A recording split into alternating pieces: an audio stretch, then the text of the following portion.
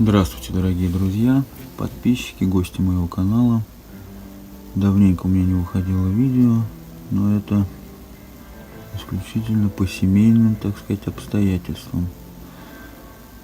Ну ладно, в общем, решил я поведать историю, как Мегафон, ну, если мягко сказать, не очень хорошо относится к своим постоянным клиентам, имея причем не один номер, и платя, ну, как бы ориентировочно 1000 рублей в месяц. Но я считаю, что это неплохая такая сумма за сотовую связь.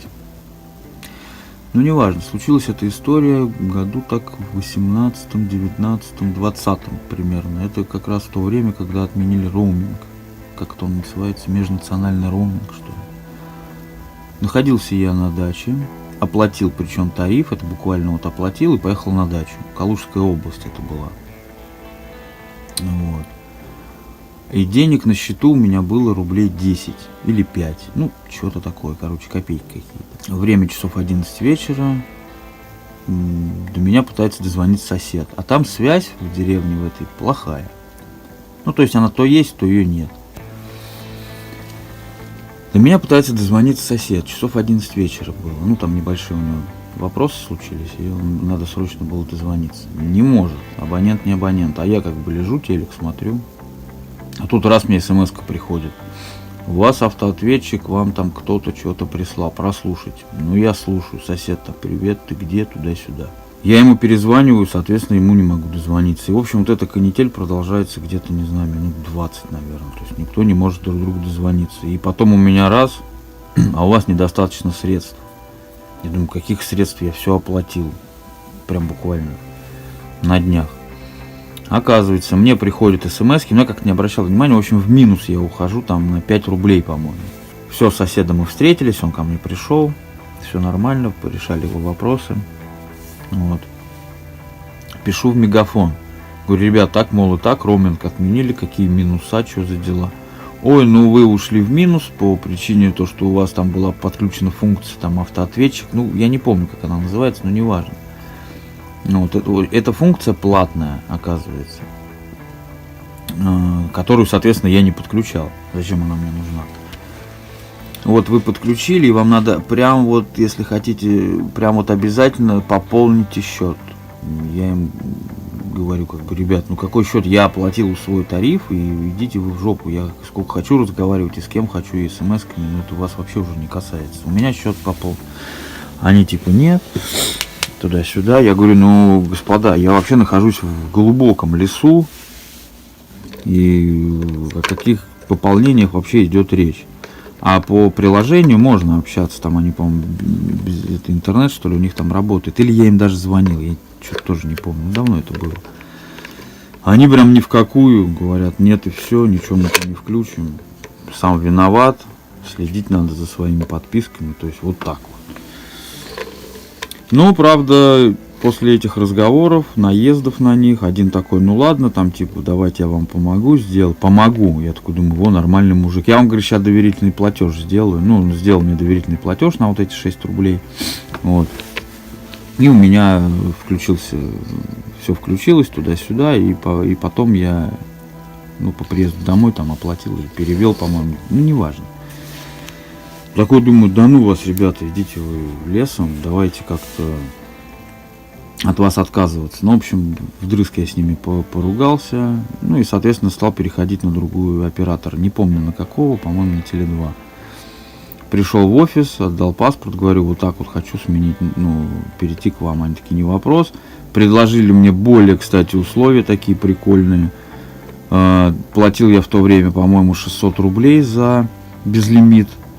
Ну, тогда еще были безлимитки, полные вообще просто, там никаких смс, вот эти 300, туда-сюда, ничего не было, полный безлимит, 600 рублей это было.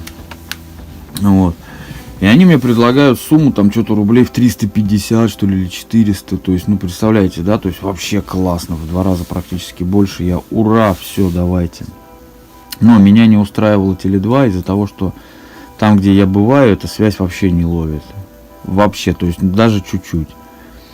Вот. Но у меня выбора не было, мне ни Билайн, ни МТС, я с ними тоже в контрах, потому что вот МТС воровал у меня деньги постоянно. Все, что нажил непосильным трудом, все же погибло. Это был мой первый оператор с 90, по-моему, 6-го, что ли, 97-го года, я не помню, когда там они. Пришли, воровал у меня деньги, Билайн тоже воровал. 3 магнитофона, 3 кинокамеры заграничных, 3 портсигара отечественных.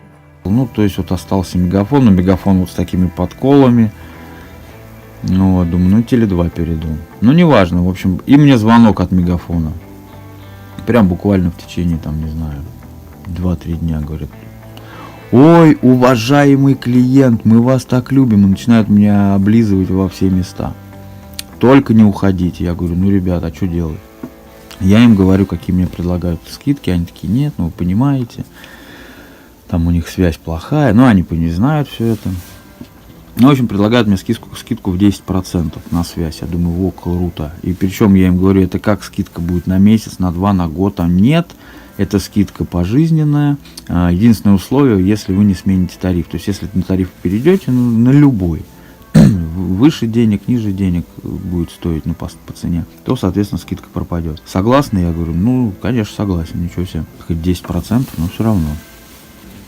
Как бы неплохо. Полный безлимит, повторяюсь. Вот, все. Пришла мне скидка, от Теле2 я отказался, на мегафоне сижу, радуюсь жизни, интернет, все. Как бы проблем нету. Раздача интернета тоже работает хорошо. И тут вот буквально неделю назад, 1,5, это был середина сентября, где-то, да, 15 числа, мне приходит смс-ка: уважаемый клиент, скидка ваша отменяется, и типа все, будете платить, вот 905 рублей мой тариф стоит.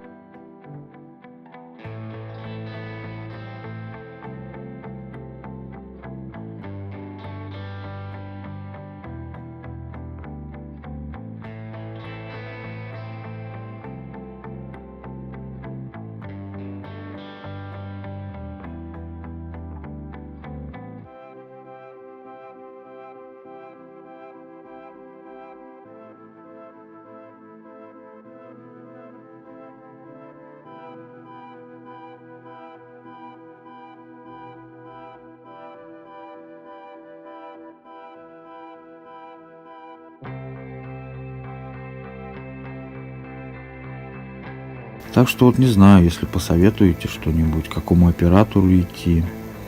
Я сейчас вот присматриваюсь к Тинькову, но у него полный безлимит 2000 стоит. Если есть какие-то советы, варианты, то подскажите, может, какой хороший, не знаю, тариф, ну, точнее оператор, тариф какой-то, чем пользуетесь. Потому что, в принципе, меня мегафон устраивал тем, что связь, там, где я находился, связь была везде. И плюс полный безлимит. То есть меня вот это вот прям, я не люблю считать вот эти минутки, гигабайты, куда, чего. То есть, но 2000 рублей в месяц, это, конечно, для меня такая существенная сумма на связь, потому что у меня не один номер. Вот. Поэтому, ну, Тинькофф я, кстати, посмотрел.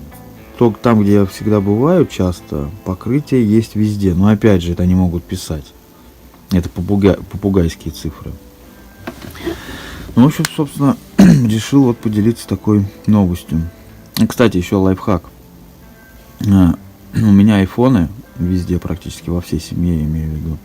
И iMessage. Иногда по 10 рублей, по-моему, смс-ка стоит.